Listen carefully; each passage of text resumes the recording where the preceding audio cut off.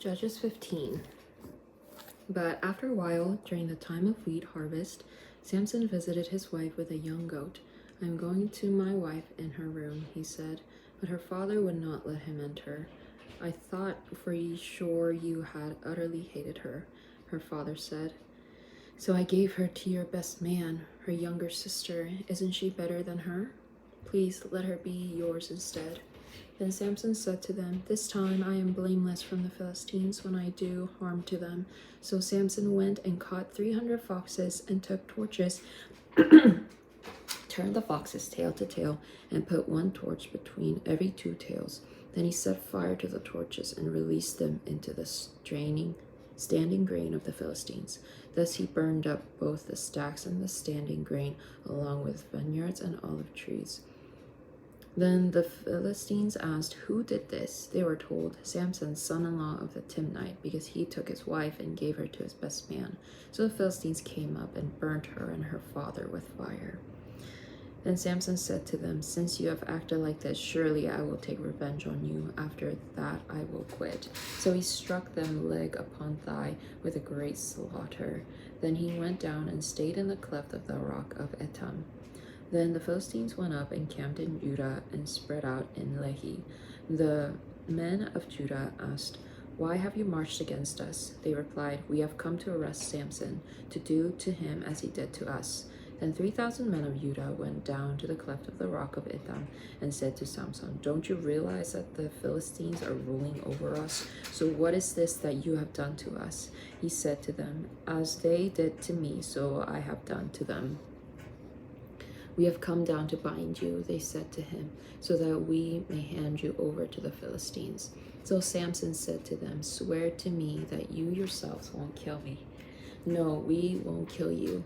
Then they said to him, "But we will bind you fast and hand you over to them." So they bound him with 2 new ropes and brought him up from the rock. When he arrived at Lehi, the Philistines shouted upon meeting him.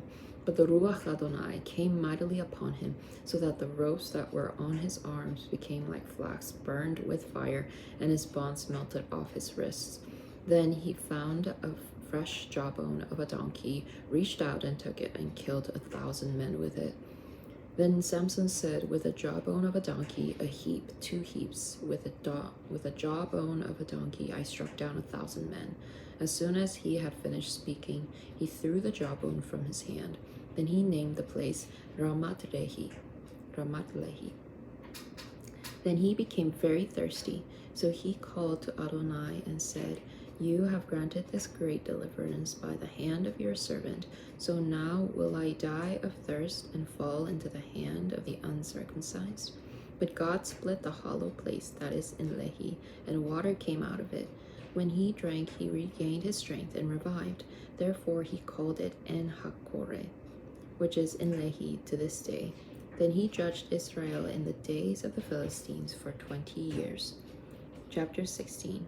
Once Samson went to Gaza and eyed a prostitute there, so he went to her. The Gazites were told, "Samson has come here." So they surrounded him, lay in ambush for him all night at the gate of the city, and kept quiet all night, saying, "When morning light comes, then we will kill him." But Samson lay in bed till midnight, got up at midnight, grabbed the doors of the city gate along with the 2 gateposts, and pulled them up, bar and all. Then he put them on his shoulders and carried them up to the top of the mountain that is near Hebron.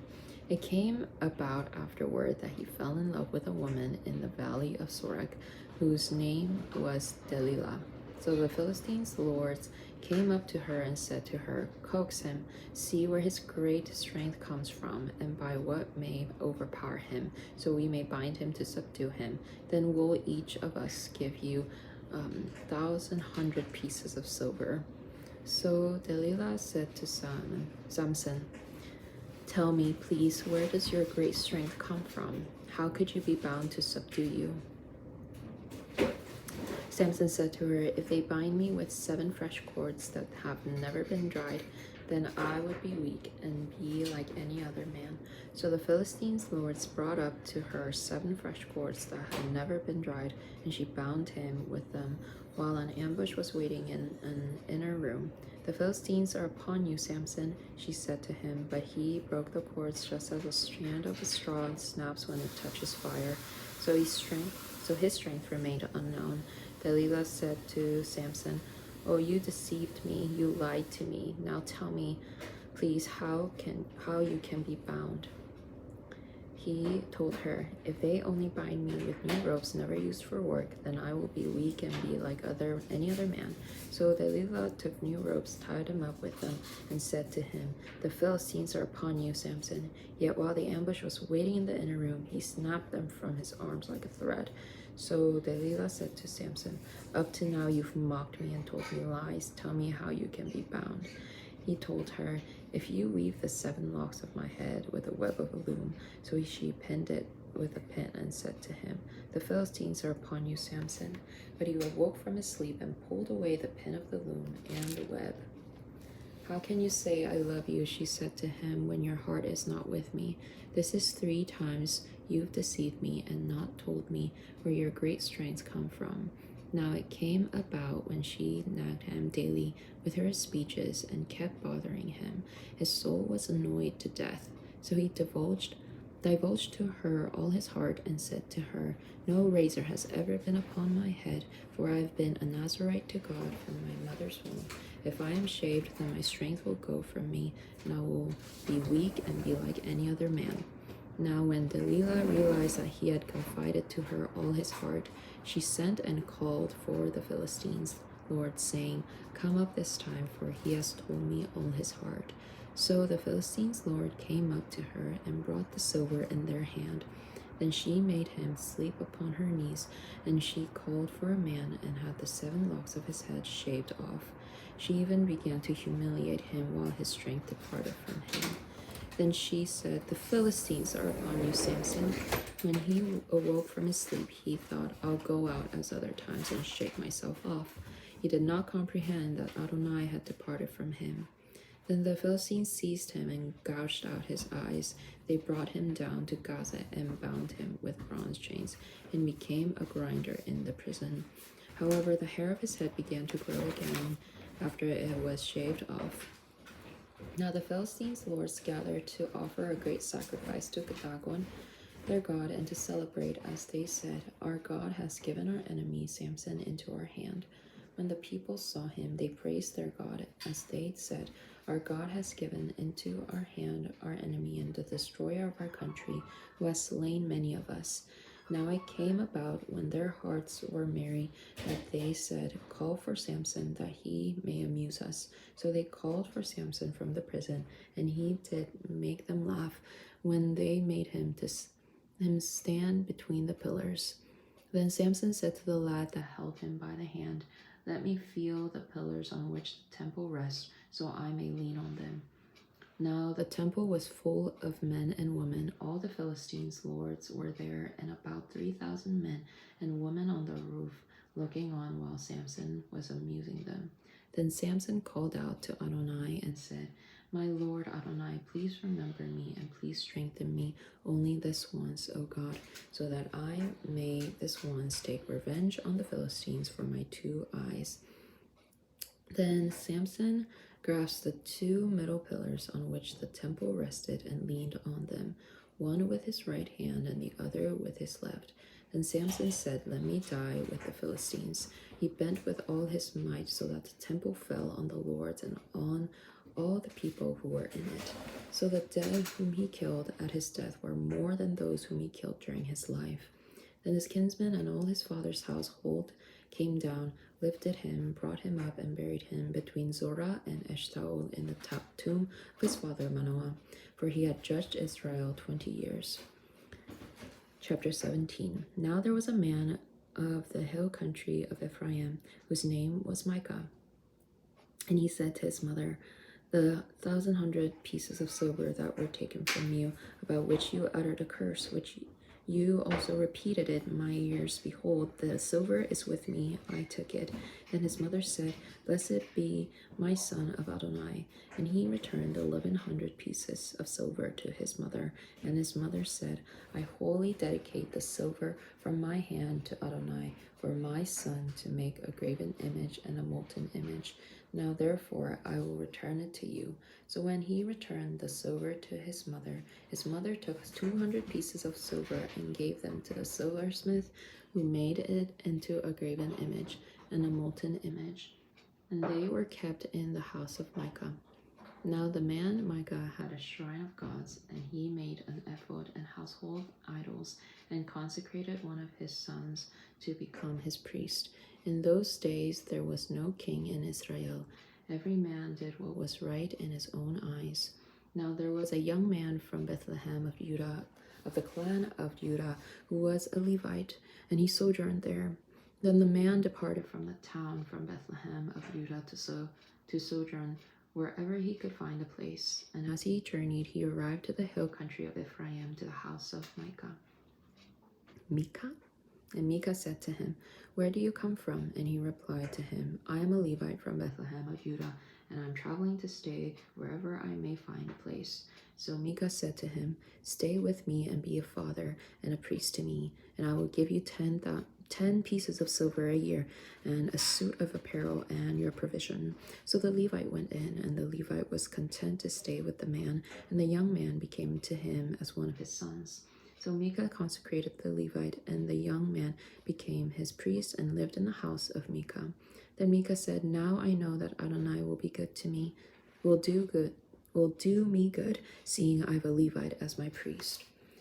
Chapter 18. In those days there was no king in Israel, and in those days the tribe of Dan was seeking an inheritance for itself to settle in, for to that day no territory had fallen to them for an inheritance in the midst of the tribes of Israel. So the children of Dan sent 5 men from their clan out of their entire population, men of valor from Zorah and Eshtaol, to spy out the land and explore it, and said to them, "Go explore the land." Then they came to the hill country of Ephraim, to the house of Micah. They lodged there. When they were near the house of Micah, they recognized the voice of the young man, the Levite. So they turned aside there and asked him, "Who brought you here? What are you doing in this place? What do you have here?" He said to them, "Thus and thus Micah did for me. He hired me, and I became his priest." "Please inquire of God," they said to him, "so we may know whether our way that we are going will be successful." "Go in peace," the priest said to them. "The way that you are going is Adonai's approval." Then the 5 men left and came to Laish, and saw the people were living securely like the Sidonians, tranquil and unsuspecting, for there was no humiliation or anything oppressive in the land. Moreover, they were distant from the Sidonians and had no dealings with anybody. When they came back to their kinsmen at Zorah and Eshtaol, their kinsmen asked them, "What do you say?" "Arise, let's go up against them," they said, "for we have seen the land. See, it's very good. Yet you're sitting still. Don't be sluggish. Go, enter, possess the land. When you get there, you will come to unsuspecting people. The land is spacious, for God has put it in your hand, a place where there is no lack of anything on the earth." So from the Danite clan, from Zorah and Eshtaol, 600 men set out, armed with weapons of war. They went up and camped at Kiriath Jearim in Judah. Therefore they called that place Mahane Dan to this day. Behold, it is west of Kiriath Jearim, from where they passed on to the hill country of Ephraim and came to Micah's house. Then the 5 men that went to spy out the country of Laish said to their kinsmen, "Do you know that in these houses there are an ephod, household idols, a carved image, and a molten image? Now therefore consider what you have to do." So they turned aside there and came to the house of the young Levite at Micah's house, and asked him about his welfare. Now the 600 men of the children of Dan, armed with their weapon of war, were standing by the entrance of the gate. The 5 men who had gone to spy out the land went up and entered there. They took the carved image, the ephod, the household idols, and the molten image, while the priest was standing by the entrance of the gate with the 600 men armed with weapons of war. Now after these had gone into Micah's house and taken the carved image, the ephod, the household idols, and the molten image. The priest said to them, "What are you doing?" "Be quiet," they said to him. "Put your hand on your mouth and go with us, and be to us a father and a priest. It is better for you to be priest to the house of one man, or to be priest to a tribe and a clan in Israel." So the priest's heart was glad, and he took the ephod, the household idols, and the carved image, and went along among the people. So they turned and set off and placed the little ones and the cattle and the goods in front of them. When they were at a good distance from Micah's house, the men that were in the house near Micah's house gathered and caught up with the children of Dan. They called out to the children of Dan, who turned their faces around and said to Micah, "What's the matter with you that you have called them out?" "You have taken away my gods which I made," he said, "and the priest, and walked away. What do I have left? And how then do you say to me, 'What's the matter with you?'" But the children of Dan said to him, "Don't let your voice be heard among us, lest bitter fellows fall upon you, and you lose your life with the lives of your household." Then the children of Dan went on their way, and when Micah saw that they were too strong for him, he turned and went back to his house. Then they took what Micah had made and his priests and came to Laish, to a tranquil and unsuspecting people, and struck them with the edge of the sword, and they burned the town with fire. There was no deliverer, because it was far from Sidon, and they had no alliance with anyone. It was in the valley near Beth Roel. Then they built a town and lived in it. So they called the name of the town Dan, after the name of their father Dan, born to Israel. However, the former name of the town was Laish. The children of Dan set up for themselves the carved image. Jonathan, son of Gershom, son of Manasseh, he and his sons were priests to the tribe of Dan until the day of the exile from the land. So they set them up Micah's carved image that he had made all the time that the house of God was in Shiloh.